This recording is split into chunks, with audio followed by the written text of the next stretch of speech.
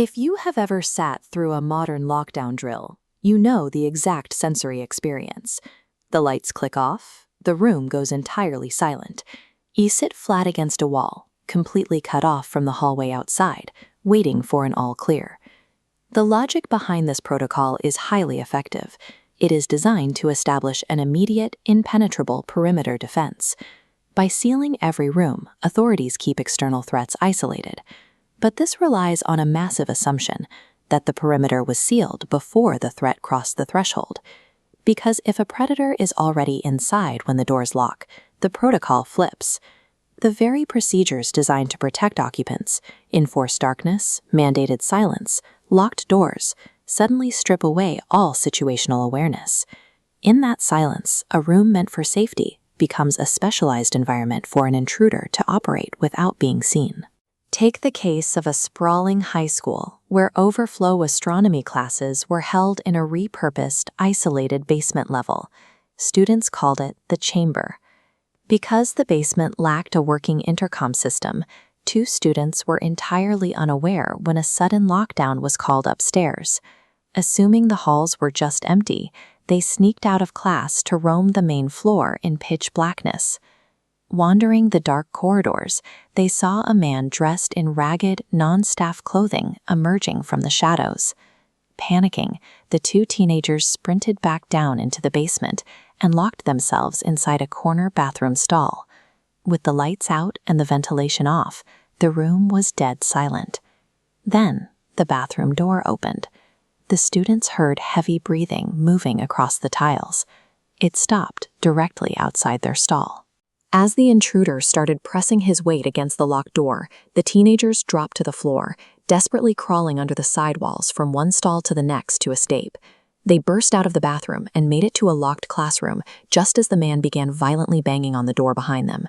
The lockdown's enforced darkness and silence had almost allowed an armed intruder to corner 2 students completely unnoticed. Stumbling into a threat by accident is terrifying, but the dynamic changes when an intruder actively uses the isolation of a lockdown to mask a targeted attack. During a stormy afternoon, a retired New Jersey police officer responded to an active middle school lockdown. A suspicious white van had been spotted idling behind the building, and a man had breached the back entrance. The officer entered the building. The main power was cut. Navigating the pitch-black boys' locker room with only a flashlight in one hand and a sidearm in the other, he could hear the hum of ceiling vents overhead and faint metallic dings echoing from the dark rows.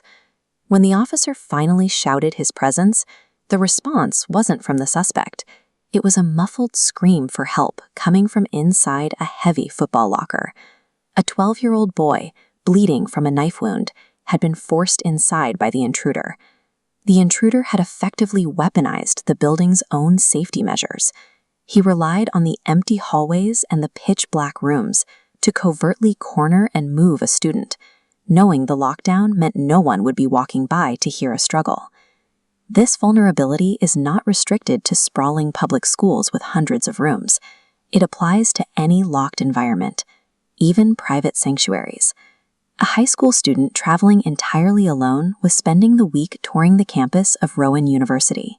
After a long day of campus tours, the student retreated to a nearby Hampton Inn, expecting complete privacy behind a locked hotel door. At 9:30 p.m., a jarring alarm began ringing from the ceiling.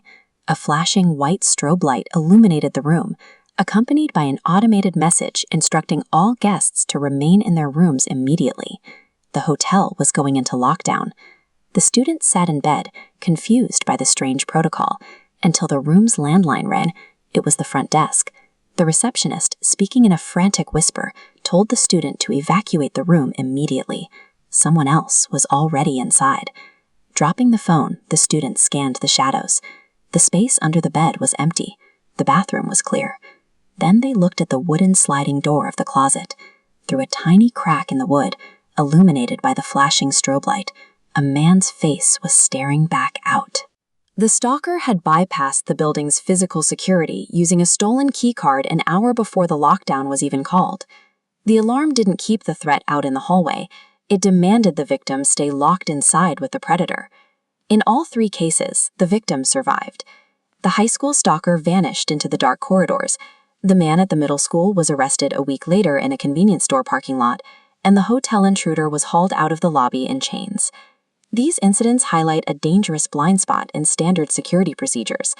A lockdown assumes the danger is out there, but as these cases show, the protocol itself creates a vacuum where an intruder can operate with near total anonymity. By design, the protocol clears the corridors and silences the witnesses. If a threat is already in place, the same walls that keep external dangers out serve to ensure that the predator is alone with their target. Which means the next time an alarm sounds, securing the perimeter is only the first step. The second must be to check your own dark corners.